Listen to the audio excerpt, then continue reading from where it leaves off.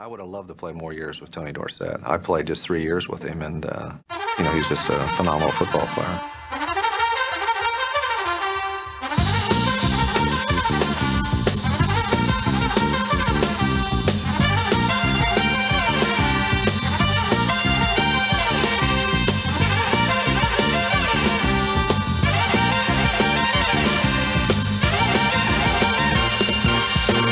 Tony had moves, so he made a lot of big plays, but he had exceptional speed.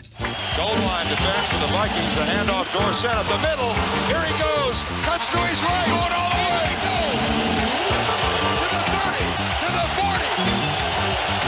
He's got 2 men to beat. To the 40. To the 30. To the 20. To the 10. The 5.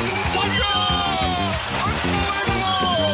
Tony Dorsett is in the record books. 99 yards. I mean, it wasn't just running outside and run away from people. He was very tough inside.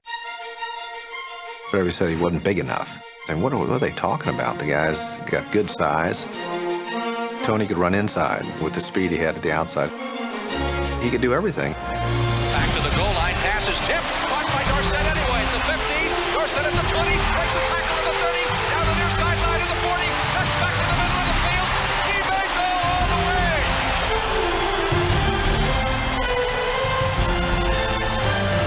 I threw a 8-yard pass out there to him, and I get credit for a 95-yard touchdown. I mean, there's not too many guys that can do that. Before Tony Dorsett arrived, the Cowboys had a dynamic offense.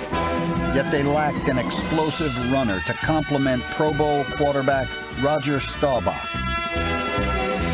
We kind of went 3 years after Calvin Hill and Dwayne Thomas with, I might have been the leading rusher. Then we got Tony in '77, and man, it was like a godsend. To the 50,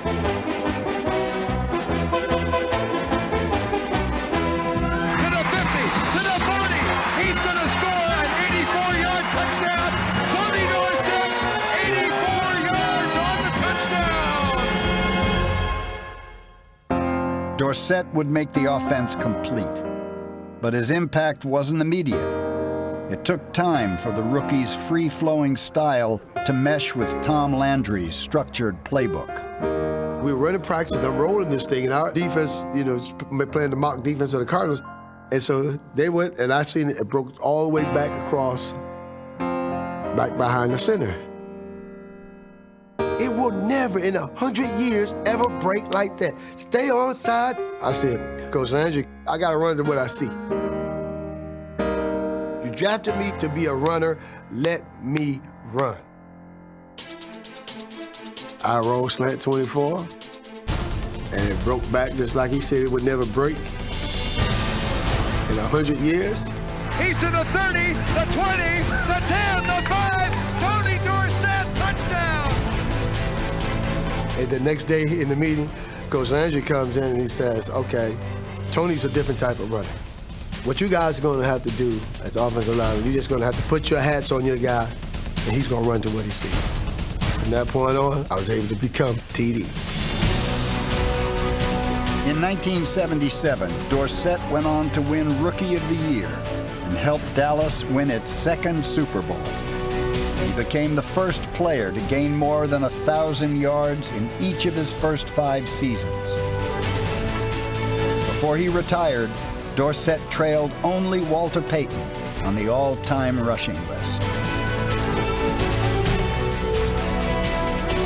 He was a great football player. The things he did were special. He's not only in the top 100, he's right there in the top running backs of all time. In 4 years at the University of Pittsburgh, Tony Dorsett, as he was known back then, rushed for more yardage than any man in college football history.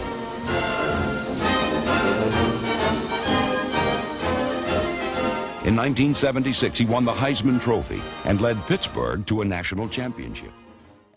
Fittingly, America's best ever collegiate running back was the top draft choice of America's team.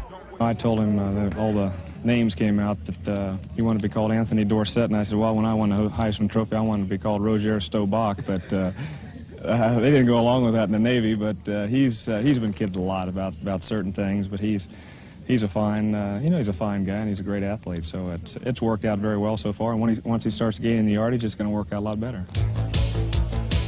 As a rookie, he didn't break into the starting lineup until the 10th week of the season. Yet he still managed to establish an assortment of team rushing records with a style destined to make him the game's second all-time leading rusher.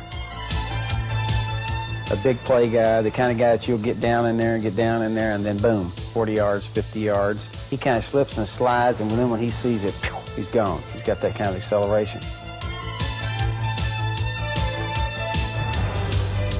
Surprisingly enough, he's a better north-south runner than he is east-west runner. He has great feel and recognition when he heads into the line as an inside runner.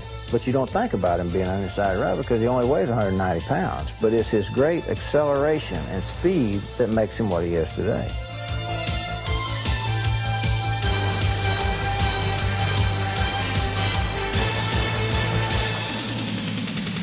I've got a real unique view of him as a running back. I mean, a literal view from the football field that not many people get to see. I see him hitting the holes, and I see the holes opening and closing, and I see the kind of adjustments he makes. I might be able to make the same adjustment mentally. To do it physically and to be able to combine the two is a tremendous gift, and Tony's got that. Blessed with all the physical tools, Tony Dorsett still feels the secret of his success is not his foot speed or his agile open field moves. To Dorsett, success begins with the primary senses, without which all the training and coaching in the world are pointless. If you ever watch me play, you'll see when I get a ball, my eyes, they light up like silver dollars. And I'm just looking at everything, and I do see a lot out there. Running a football is instinctive. It's all creative, it's all impromptu, and things are happening very, very quick. And my vision helped me, I think, survive in the NFL. Yet some have questioned where Dorsett's vision leads him. The line on him is the fact that somewhat the same line they had on Franco Harris for so long, is that when he got close to the sideline, he'd run out of bounds. I think that's kind of a bad rap because Tony is a powerful runner, and he knows when to take a shot and when not to.